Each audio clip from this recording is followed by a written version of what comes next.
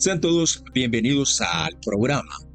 Hoy tenemos noticias muy importantes y es que el gobierno de los Estados Unidos ha endurecido eh, la ley migratoria en cuanto a las peticiones familiares.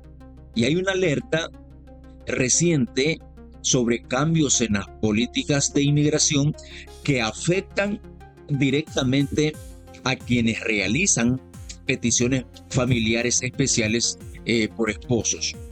Nos vamos a adentrar en esta noticia porque es muy importante, porque son cambios radicales y cambios muy importantes que se están dando en desarrollo, y esto viene a causar un cierto temor entre los peticionarios de esta vía. Ahora, ¿qué son exactamente las peticiones familiares y por qué son tan importantes dentro del proceso migratorio en los Estados Unidos?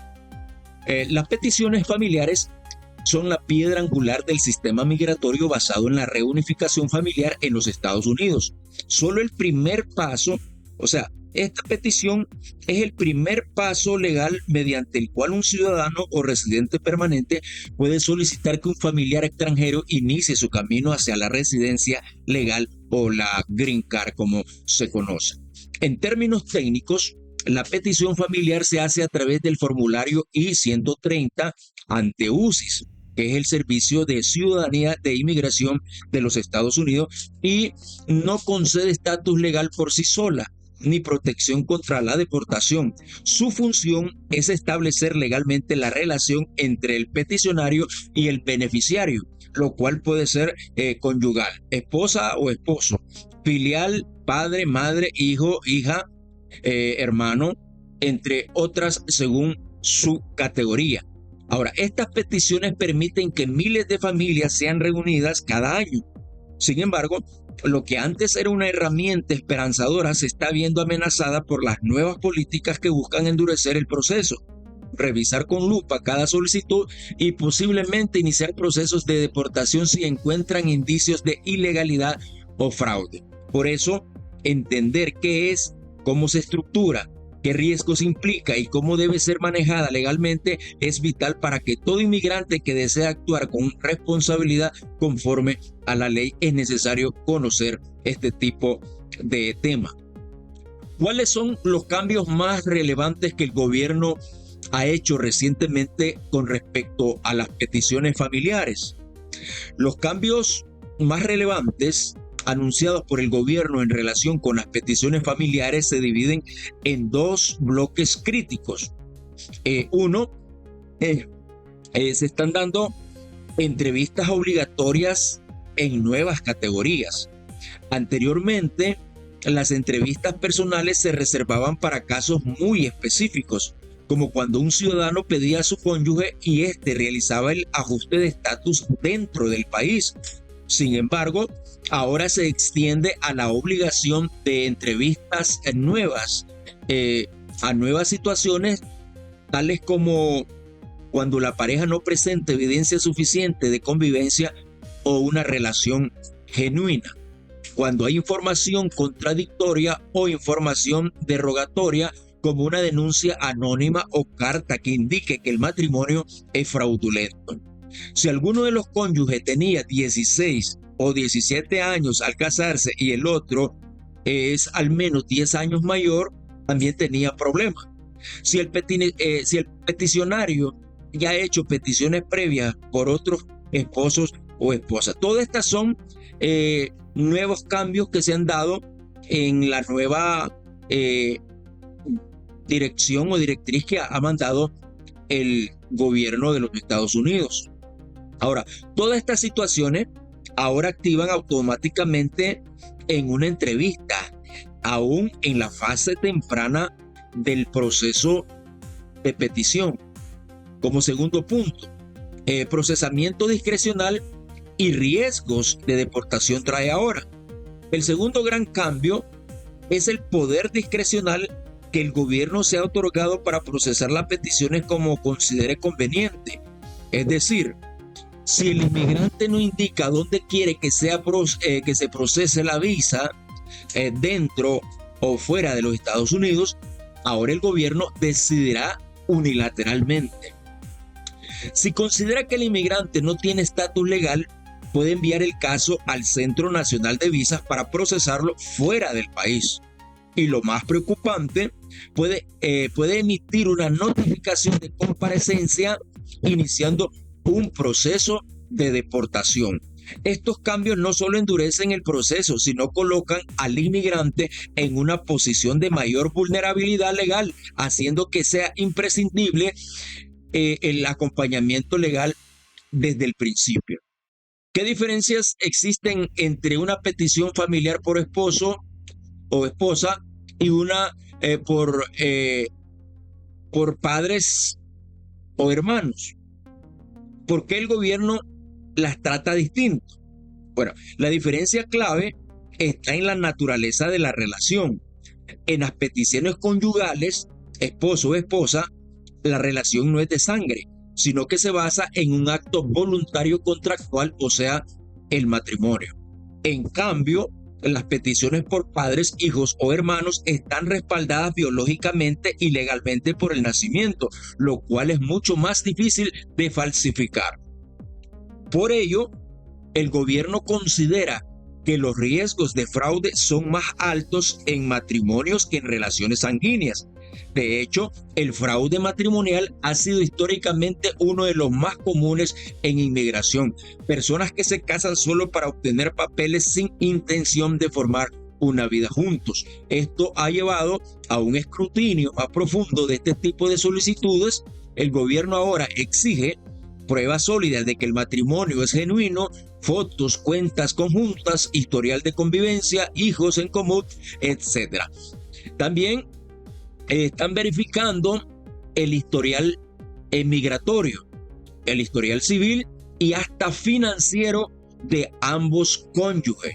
En resumen, mientras las relaciones de sangre se presumen auténticas y no requieren tanta prueba, las relaciones conyugales deben ser demostradas con evidencia para que la petición no sea rechazada ni se considere fraudulenta.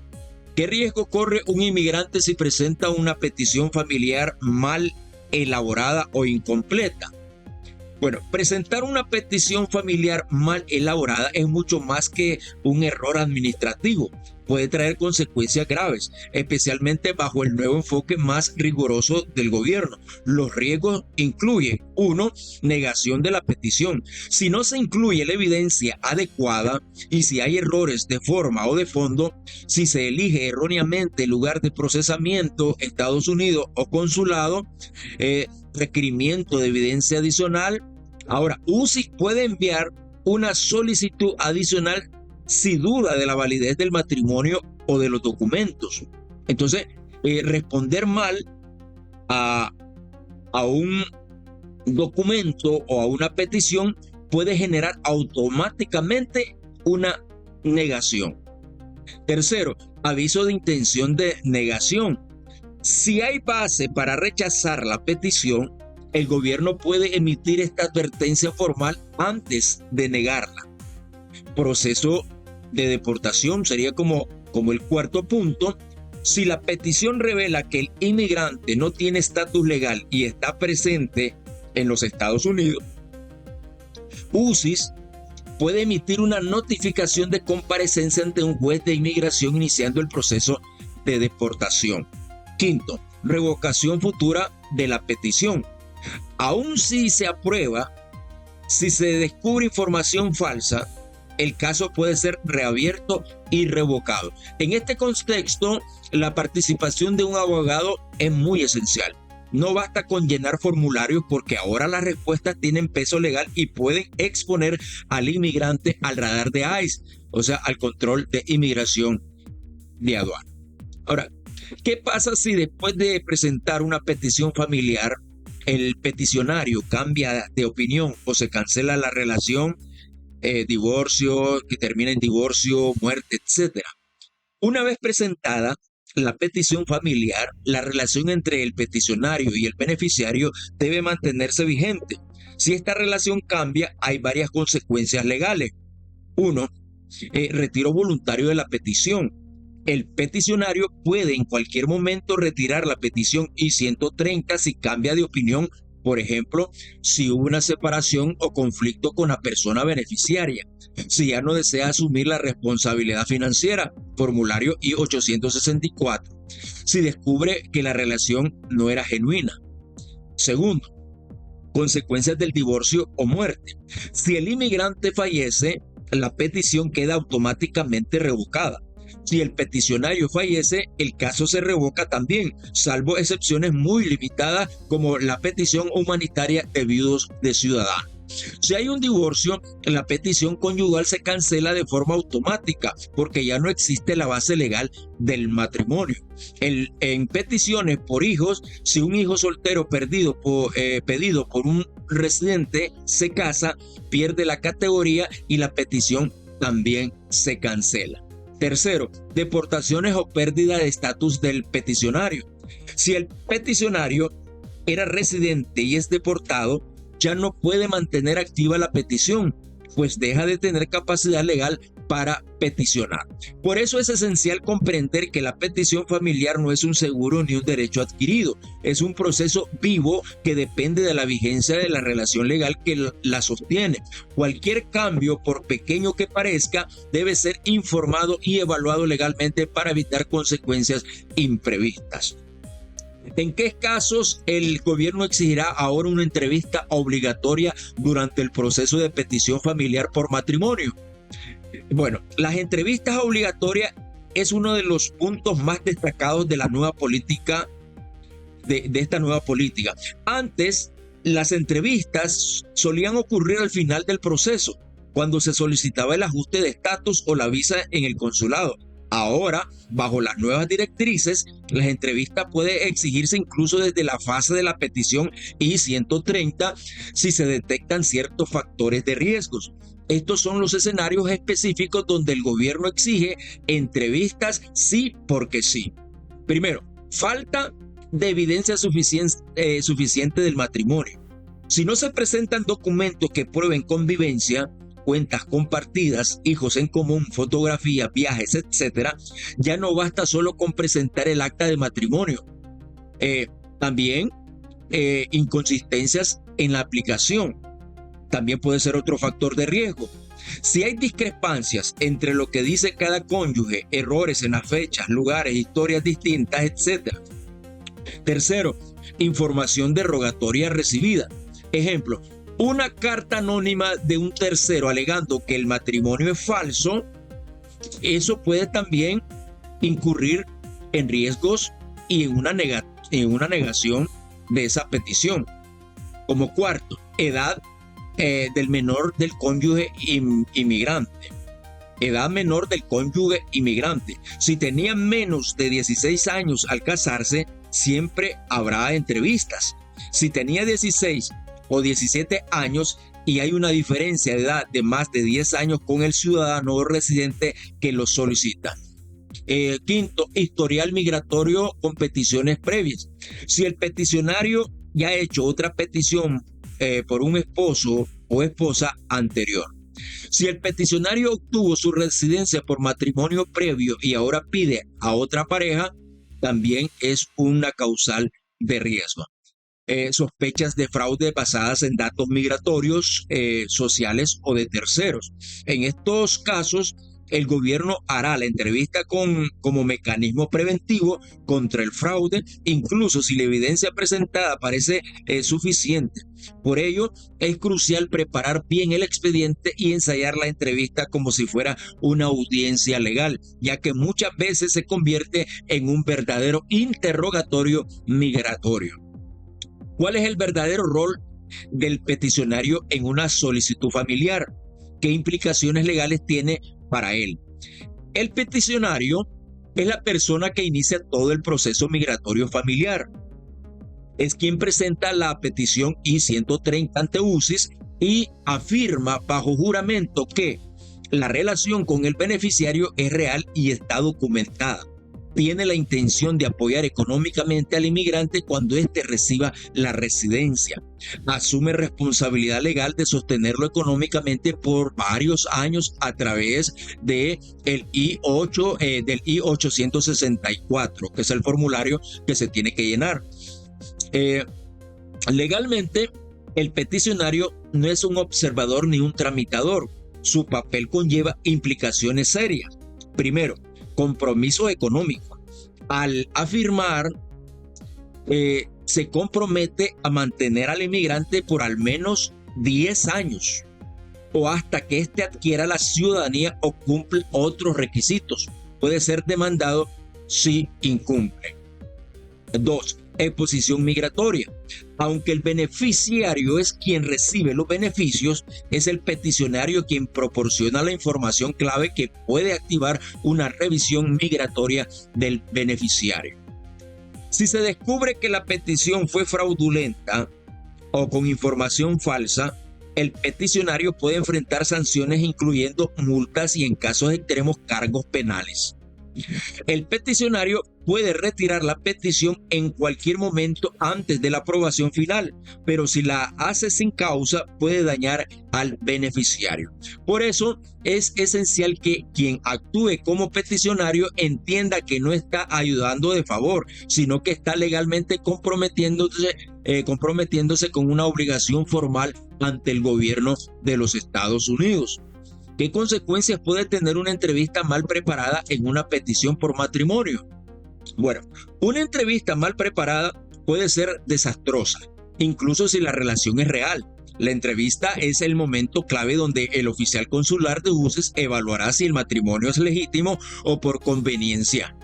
Las consecuencias de fallar en esta entrevista puede incluir denegación de la petición y 130. Si el oficial considera que la relación es fraudulenta o no genuina, puede negar la solicitud y archivar el caso. También puede, como segundo punto, la inhabilitación futura. Una negación por presunto fraude matrimonial puede dejar un historial negativo permanente, lo que dificultará futuras peticiones con otras parejas o familiares. Proceso de deportación. Si el inmigrante está en Estados Unidos sin estatus legal y se niega la petición, puede quedar expuesto a una notificación de comparecencia ante el NTA y enfrentar una audiencia ante un juez de inmigración. Si se descubre que el inmigrante obtuvo un beneficio migratorio basado en fraude como una visa previa UCIS, puede iniciar un proceso de revocación retroactiva. Consecuencias para el peticionario. Podría enfrentar sanciones si se determina que actuó de mala fe e incluso perder la posibilidad de hacer futuras peticiones. La preparación adecuada implica conocer los detalles del expediente, estar de acuerdo en fechas, tiempos, lugares, anécdotas de la relación, fotografías, viajes, etc. Llevar documentación original y actualizada. No exagerar ni mentir es parte muy importante en este interrogatorio. Por eso, muchos abogados simulan las entrevistas con la pareja antes de acudir, porque en un error, antes de acudir a un error, a una contradicción o a una mala actitud, puede costar años de esfuerzo y miles de dólares. ¿Qué pasa si el inmigrante beneficiario se encuentra indocumentado en Estados Unidos al momento de hacer la petición familiar? Esta es una situación delicada y más común en la práctica migratoria. Las respuestas varían según varios factores.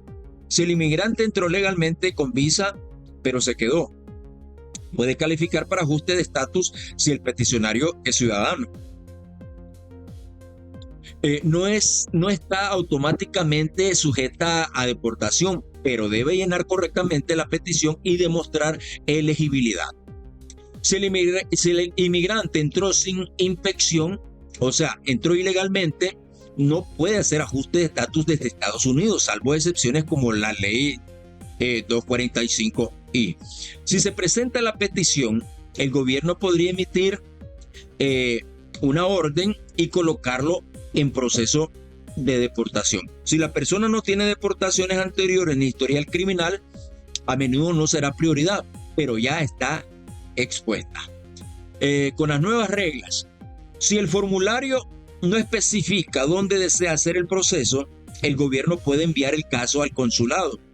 Y si se detecta presencia indocumentada y considera que el beneficiario es deportable, puede iniciar un procedimiento de remoción. Por eso, nunca debe presentarse una petición sin saber cómo ingresó el inmigrante, cuánto tiempo ha estado, si tiene salidas y entradas, si tiene órdenes previas de deportación, etcétera. Ok, ¿cuáles son los errores más comunes que cometen los inmigrantes al iniciar una petición familiar y cómo evitarlos?